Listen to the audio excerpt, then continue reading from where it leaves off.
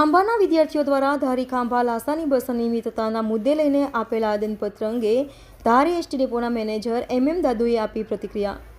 ધારી ST ડેપોની ધારી Khambha Lhasa trip અનિયમિત હોવા બાબતનું સોશિયલ મીડિયામાં વિડીયો વાયરલ થયેલ હતો.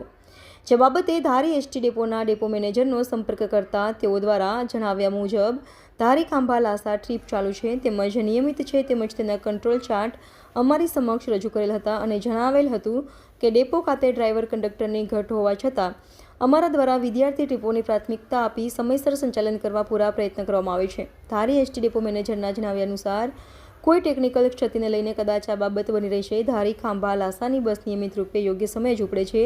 ડેપો મેનેજરે વધુમાં જણાવ્યું કે ધારી ખાંભા લાસા જે બસ છે વિદ્યાર્થીઓ માટે જ છે. રિપોર્ટર ડામોન વનરાજ.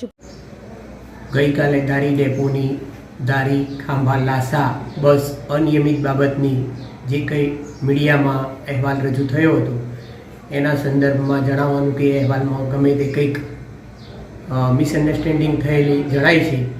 સદર બસ અત્રેથી નિયમિત રીતે સંચાલન કરવામાં આવે છે અને જેના સંદર્ભમાં હું તમને આ છેલ્લા એક અઠવાડિયાના કંટ્રોલ ચાર્ટ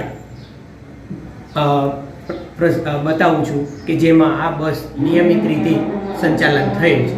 એમ છતાંય જો કોઈક વાર કોઈ કારણસર જો 1-2 દિવસ માટે અનિયમિત થઈ હોય તો હવે પછીથી આપણે ખાતરી આપીએ છીએ કે આ બસ આપણે નિયમિત રીતે સંચાલન થાય તેવો પૂરેપૂરો પ્રયત્ન કરીશું.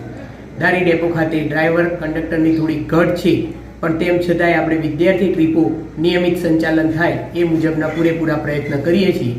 તો આ બાબતના જે કંઈ સમાચાર પ્રસિદ્ધ થયા છે એ બાબતે પત્રકાર મિત્રોને વિનંતી કે રદિયો આપવા વિનંતી, કેમ કે ધારી ડેપોથી વિદ્યાર્થી ટ્રીપો નિયમિત રીતે સંચાલન થાય છે.